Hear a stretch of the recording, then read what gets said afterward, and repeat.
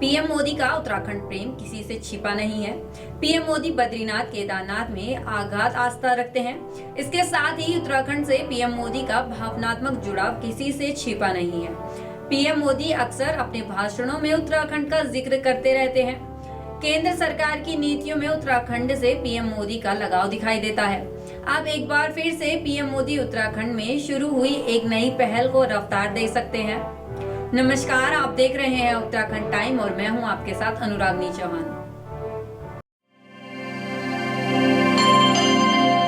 प्रधानमंत्री नरेंद्र मोदी 28 जनवरी को उत्तराखंड दौरे पर आएंगे। इस दौरान पीएम मोदी नेशनल गेम्स का शुभारंभ करेंगे। इसके बाद पीएम मोदी फरवरी माह में फिर से शीतकालीन यात्रा पर भी आ सकते हैं। इस दौरान वे शीतकालीन प्रवास पर कुछ समय उत्तराखंड में बिता सकते हैं।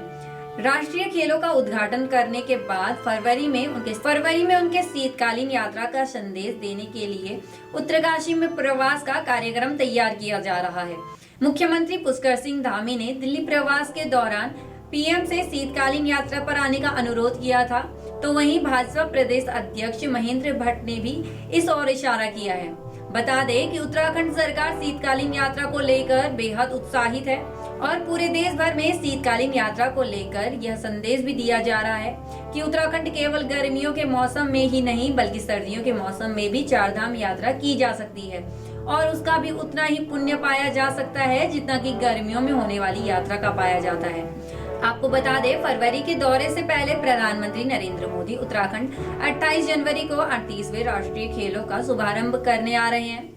28 जनवरी को उत्तराखंड में प्रधानमंत्री का दौरा बेहद महत्वपूर्ण है, क्योंकि इस दिन प्रधानमंत्री नरेंद्र मोदी कई अन्य बैठकों और निर्माण कार्यों की भी समीक्षा करेंगे।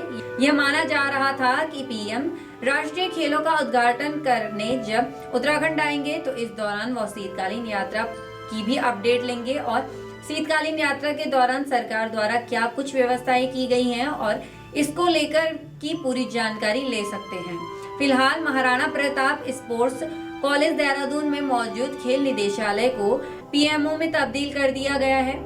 इसके लिए खेल निदेशालय कार्यालय के कमरे को तोड़कर पीएम की बैठक के लिए ऑफिस, मीटिंग हॉल और पीएमओ बनाया गया है। बताया जा रहा है कि पीएम मोदी करीब 2 घंटे तक इस हॉल में अधिकारियों के साथ बैठक करेंगे। महाराणा प्रताप स्पोर्ट्स कॉलेज में तैयार किए जा रहे प्रधानमंत्री कार्यालय के रंगोरोगन का काम पूरा हो चुका है। कुल मिलाकर प्रधानमंत्री नरेंद्र मोदी का देहरादून में कार्यालय बनकर पूरी तरह से तैयार है, जिसे जल्द ही एसपीजी के हवाले कर दिया जाएगा।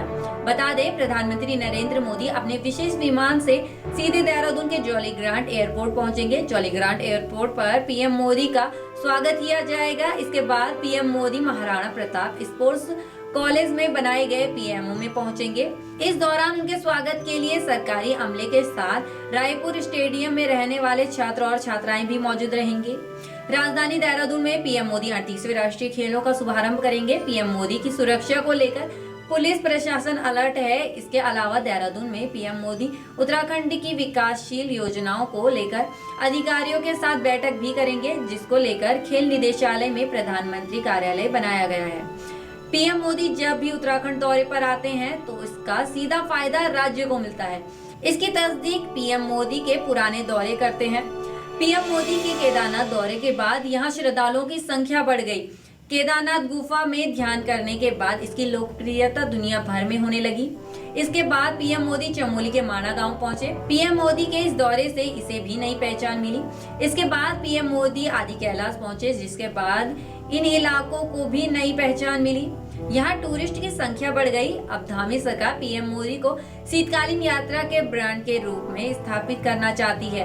अगर पीएम मोदी शीतकालीन यात्रा पर उत्तराखंड आते हैं तो इसे देश भर में कवरेज मिलेगा। हर कोई इस यात्रा के बारे में जानना चाहेगा, जिससे शीतकालीन यात्रा का नाम होगा। आज के लिए बस इतना ही। उत्तराखंड की तमाम अपडेट के लिए बने रहे उत्तराखंड टाइम पर। धन्यवाद।